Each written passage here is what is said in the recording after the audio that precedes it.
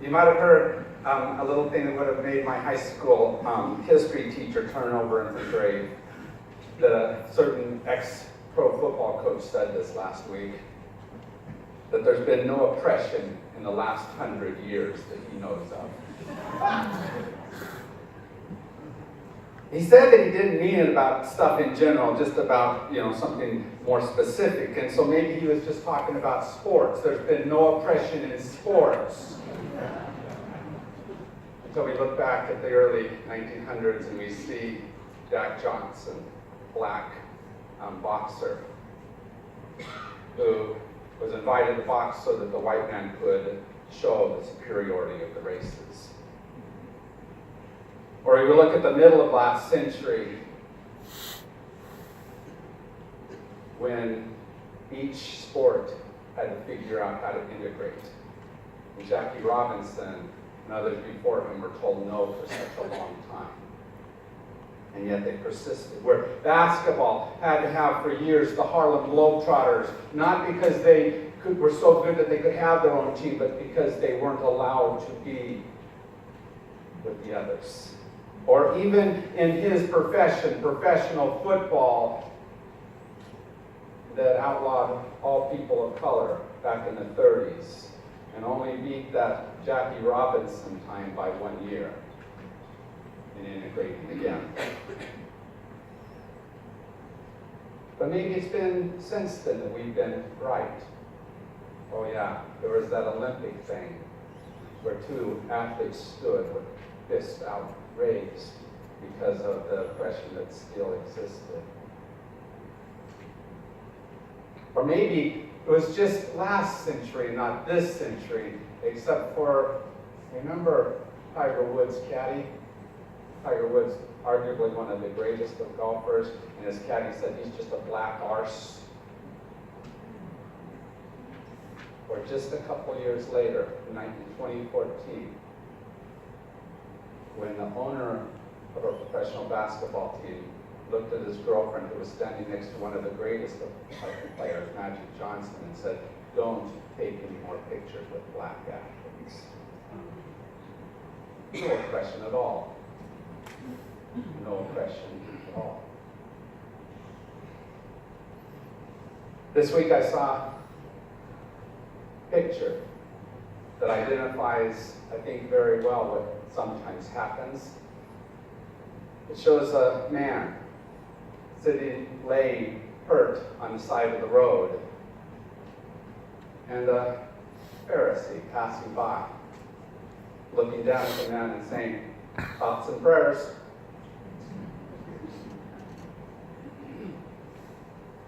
How easy is it for us to just do that? Thoughts and prayers, but no real help. That Good Samaritan story that we just heard is so easy to hear because we've heard it so often that we sometimes forget how important it is to stop and not just see and not just send out thoughts and prayers, but to be present like the Samaritan. And the Samaritan probably had less reason to help that person than either the priest or the Levite. Right? Because those other two were probably Jews like the man on the ground. Probably had affinities with each other, and yet they passed by. Thoughts and prayers.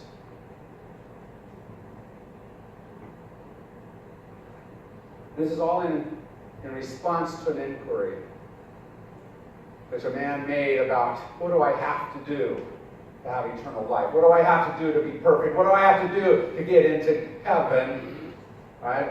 Those types of questions that seem to fill us up all the time. And the response of Jesus was simple. Look at yourself, you already know. He said, it's love. It's love. That's what you have to do. You can't just send out thoughts and prayers. You can't just do what's simple and easy. You have to get down into the gutter. You have to get into that space where that person lives. You have to get into their heart and love them by letting them into your heart. And the problem is that we all want to ask, do I have to love that person? how many have at least one person you're not quite sure you want to love? One person that makes it hard, one person that stands in your way of being that wonderfully loving person you think you are. And yet that's the call, isn't it? That when you see somebody in that gutter, when you see somebody in that struggle, if you see somebody in that oppression, that you notice and you do something.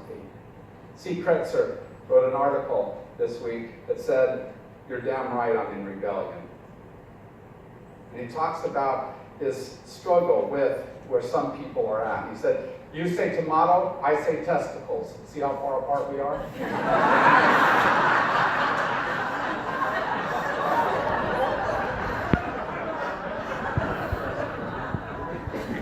I have a song to sing, he says, a verse to put down. Every time you play schoolyard bully to the LGBT community, every time you push your privilege, I will be there.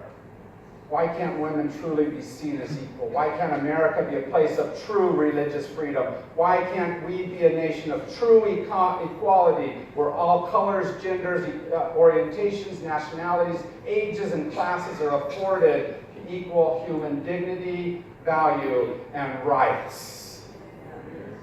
Isn't that a great thing? But we so easily call out that thing, but who is my neighbor? Just define it down so it's easier for me. And the Spirit says, yes, they are. No matter how much we try to quantify it smaller, no matter how much we try to push away, the Spirit says, yes, they are your neighbor. Even them. Even the one you want to push away. And the challenge is that we all have that person who we don't want to go close to. We all have those Samaritans who are the other side, the other people, the ones we want to hold at arm's length. And some of the reasons why we want to do that, I just got to tell you, are true. Not like we've made up some of the reasons why they should be pushed away. They've done it themselves. They've made it hard for us to love. But that's not the point, is it? Because loving isn't the easy path, the simple way to go. The history of this church tells us that. It has had to struggle sometimes to figure out, what do we do? How do we step into this space of hard love? How do we step into this space where we know that others will push us away because of the way we love? How do we take those steps? I want to give you two examples from this past week that say how hard it is. You might have heard that our president said that we can't keep FEMA, the military, first responders in Puerto Rico forever. And in response to that, 4 of our congressional delegation from Arizona voted not to send money to Puerto Rico. Almost the majority of our congressional delegation said no. Thoughts and prayers. And in our own church, a man who is a very good friend of many of you, Reverend David Meredith, a man who has been out in his conference for 30 years, been with his husband for most of that time. They got married a couple years ago, and as soon as they got married, all of a sudden charges were brought up against him. And he's been facing those this week. Thoughts and prayers. And it's because sometimes who you are, who I am, who David Meredith is, it's a challenge to them to love. You make it hard for them to love you, but you do it for all the right reasons. Because you choose to love those who it's easy to miss. You choose to notice the man lying there in the gutter, and you choose to kneel down beside them and love them. You choose to let them move your heart. And I'm so thankful to be part of a church that does that. So thankful to be part of a church where people on a regular basis, in so many different ways, say, I notice you. I'm with you. What do you need and how can I help? Thank you for who you are. See, we don't just say open hearts, open doors, open minds. We live it. We don't just say you are welcome here. We go out and hug people into being welcome. You choose love every single Sunday and most of the rest of the days of the week too. Your strong commitment to justice, says Bishop Bob, has been a strong light in the world. And for decades, this church has been the light that people have looked to and said, we want to be like that. We get to choose to continue to be that light. But we have to continually choose how it is that we do it. All of these things are magnificent, but how are we going to do it now? What's the new way that God's calling us to be a light in this neighborhood, in this city, in this world?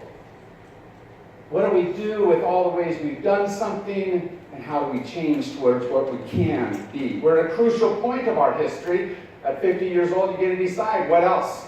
Who are we now? What do we become? We get to decide what's next. Reggie Jackson, I just have to say this because we're, playoffs for Major League Baseball. You have to honor that at least. We're getting close to the World Series. Reggie Jackson said, if you have a bat in your hand, you have a chance to change the storyline.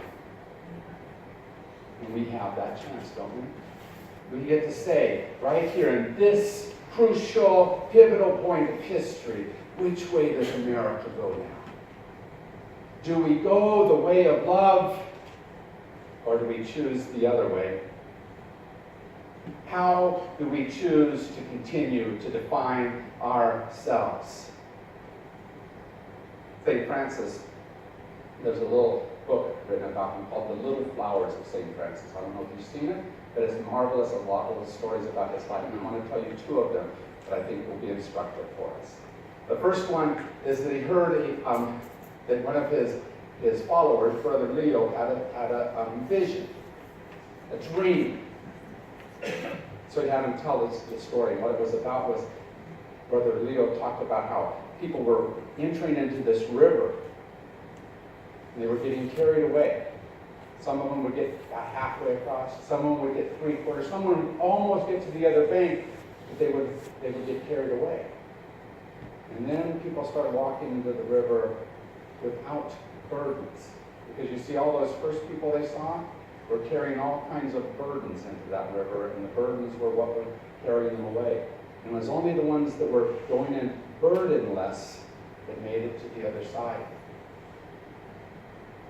And then he had his own vision. And in this vision, there was an angel that was leading them and led them right up to this very narrow bridge across the chasm over a stream. And it was raining that day, and this narrow bridge with no side supports was wet. And it was one of those arc bridges, and the angel said, just follow in my footsteps. I'll get you over there. And so up they go, and he's following in the footsteps, and he gets to the point of the bridge, and then he notices that the angel's fallen off. And there he is, standing at the top of the bridge, looking down at the chasm, saying, what do I do now? But isn't that where we find ourselves in a very real way? What's the next step? Suddenly the angel's footsteps aren't right there in front of me to show me the way. I have to decide. And all those burdens from the first story are what's going to get in the way. We have to decide at this moment, what do we do to go forward? How do we do it? When I turned 50 years old, I remembered part of who I was. And I was a runner. And I'd gotten busy with all kinds of other things. I'd gotten busy with all the stuff that you're supposed to do in life, the purpose of life, the money of life, all of that stuff, and I'd forgotten to run. And so I began to run again. And so I prepared for a marathon. Hardest hardest thing I ever did, I think, in my life, because you know what when I used to run, I used to be good at it. At 50 years old, I wasn't quite as strong. I didn't have quite the endurance. And I had to relearn that I was a runner. I had to redefine what it meant. I could no longer be that 20-year-old that ran. I had to be a 50-year-old that ran. I had to figure out what that meant, how fast I could be. I had to decide what to recapture and what to replace. This week I sat next to a woman it was yesterday. Yesterday I sat next to a woman who is part of the senior LGBT community here in the state, in Tucson. And she said that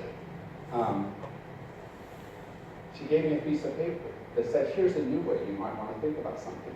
And it's about visiting people of the LGBT community that are older.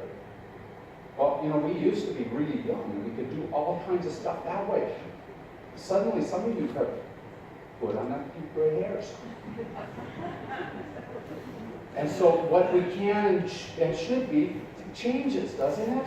We didn't have to be before a church that ministered in that way to a community. But now maybe that's part of what we are. What else has changed? Who else do we become? What else do we change inside ourselves and around us? David Meredith says this as he looks at what may happen to his ordination, because he may lose that because of the church trial.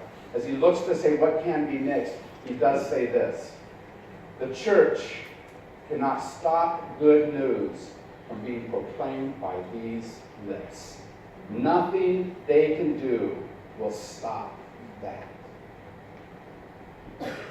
How will you proclaim good news with your lips, with your life, with who you are? How is it that in this moment you will become something, even if it's brand new? How will you let this moment define you, both individually and us as a church?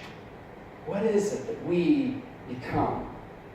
How will you make sure that the love that has flowed so much through and from this church continues to flow? How will you make sure that that love never ends?